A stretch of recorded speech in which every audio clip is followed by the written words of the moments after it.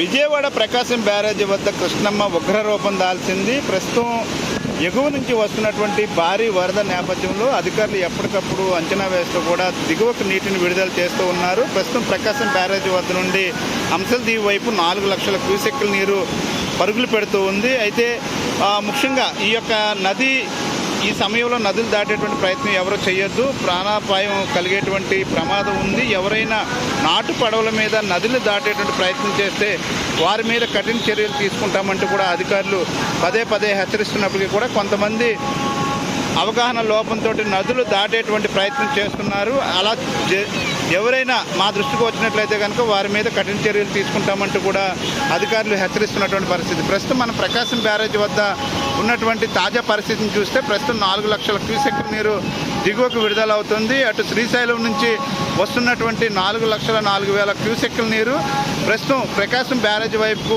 చేరుతుంది. శ్రీశైలం నుంచి నాగార్జున సాగర్ నుంచి పులిచింతల నుంచి ఇప్పుడు ప్రస్తుతం ప్రకాశం బ్యారేజీ వద్దకు చేరుతున్నటువంటి ఈ వరద ప్రవాహం అత్యంత వేగంగా ఉంది. అయితే ఇది సాయంత్రానికి 5 లక్షల వరకు కూడా చేరేటువంటి అవకాశం ఉంది. కాబట్టి ప్రజలు ఖచ్చితంగా అప్రమత్తంగా ఉండాలి.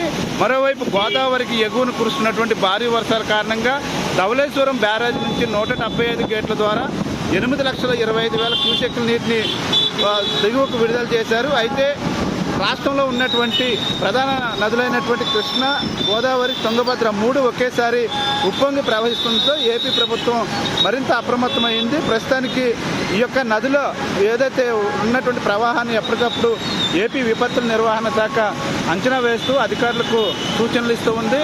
అయితే ప్రస్తుతం ఏపీ సీఎం చంద్రబాబు నాయుడు ఆదేశాల మేరకు అటు రెవెన్యూ శాఖ మంత్రి అనగాని సత్యప్రసాద్ ఈ యొక్క మంత్రులతో పాటు జిల్లా కలెక్టర్లను కూడా ఎప్పటికప్పుడు అప్రమత్తం చేస్తూ ఈ యొక్క తగు జాగ్రత్తలు తీసుకునేలాగా చర్యలు చేపడుతున్నటువంటి పరిస్థితి కనిపిస్తుంది. గత ఏడాది విజయవాడలో జరిగినటువంటి విధ్వంసాన్ని దృష్టిలో పెట్టుకున్నటువంటి ప్రభుత్వం ఈసారి అటువంటి నష్టం జరగకుండా ముందస్తు చర్యలు అయితే చేపట్టినటువంటి పరిస్థితి మనం ప్రస్తుతం చూస్తున్నాము.